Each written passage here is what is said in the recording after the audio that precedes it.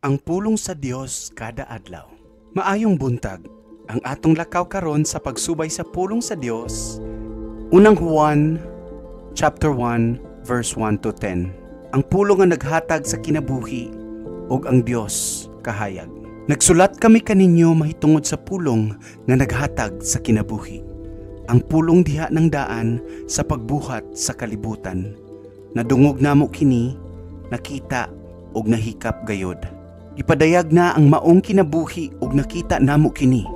Busa nagmatuod kami niini ug gisangyaw namo kaninyo ang kinabuhing walay katapusan nga diha uban sa Amahan ug gipadayag kanato. Isugilon usab namo kaninyo ang among nakita ug nadungog aron uban kanamo mahiusa kamo sa Amahan ug sa iyang anak nga si Hesukristo. Gisulat namo kini aron mahingpit gayod ang atong kalipay. Mao kini ang mensahe nga among nadungog gikan sa iyang anak. Ug gisangyaw namo kaninyo nga ang Dios kahayag ug diha kaniya wala gayoy kangitngit. Kun muingon kita nga nahiusa na kita sa Dios, apan nagpuyo di ay gihapon diha sa kangitngit, na makakita ug wala magkinabuhi sumala sa kamatuoran. Apan kun magpuyo kita sa kahayag, ingon nga ang Dios anaa sa kahayag, magkahiusa kita ug ang dugo ni Jesus nga iyang anak maghugas sa tanan natong kasalanan.